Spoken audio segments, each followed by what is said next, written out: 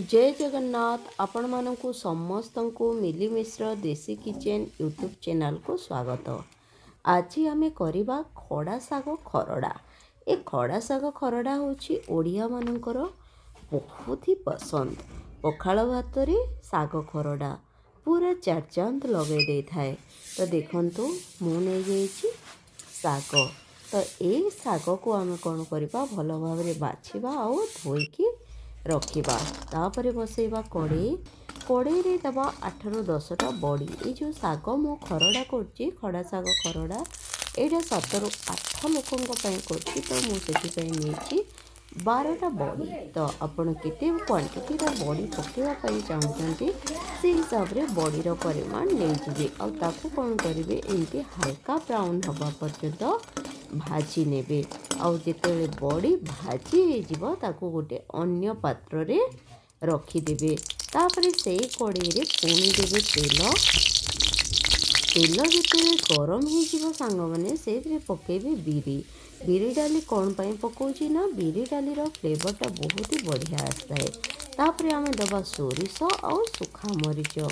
देखंतु सोरिष जिते फुटी जीवो आमे चुन चुन ही कटा होगा मैंने लंबा लंबा साइज से काटी पतला पतला है कटा होगा। पियाज को पकेबा और पियाज को कौन करवा आमे भल भाव में भाजवा। पियाज को हमको हल्का ब्राउन कलर हवा पर्यंत भाजीदबा जहाँफल कौन हम साग से रोषे करवा तार टेस्ट बहुत ही बढ़िया आसो। स्मेल भल आसिले खावाई बहुत ही बढ़िया लगे कहीं बिरी डाली स्मेल आमको बहुत बढ़िया आता है। सहित टेस्टी भी लगी था। ठीक से पियाज को जदि आम हल्का ब्राउन हवा पर्यंत भाजवा तार टेस्ट लाजवाब आसो। तो ये देखो सब साग को मुझे बाछिकी धोईकी रखी। एबे कौन करवा पियाज जो भाजी आम से पकईदबा आमर साग को पकईदबा आउटे लेटेबा। देखो मुझे कौ भाया भाव में साग को लेटे देखो सांग मैंने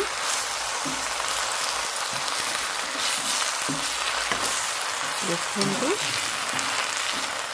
अपन मैंने देखिए भी जापारे। तापर आम देदबा लुण।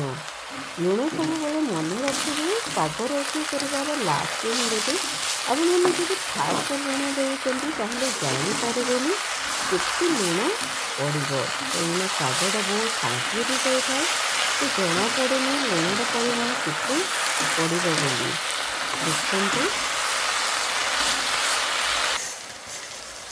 तापर आम दबा बड़ी। बड़ी को जो आम भाजिकी रखी से बड़ी को पकईदबा। देखते सांग मैंने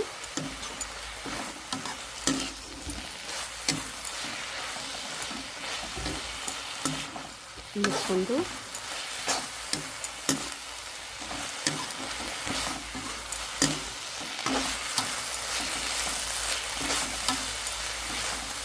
देखो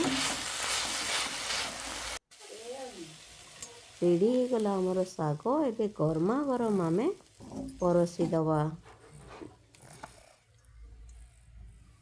देखंतु जदि आपन को मो वीडियो भल लगी थाए ताहेले लाइक शेयर और सब्सक्राइब निश्चित भाव में करेंगे। जय जगन्नाथ।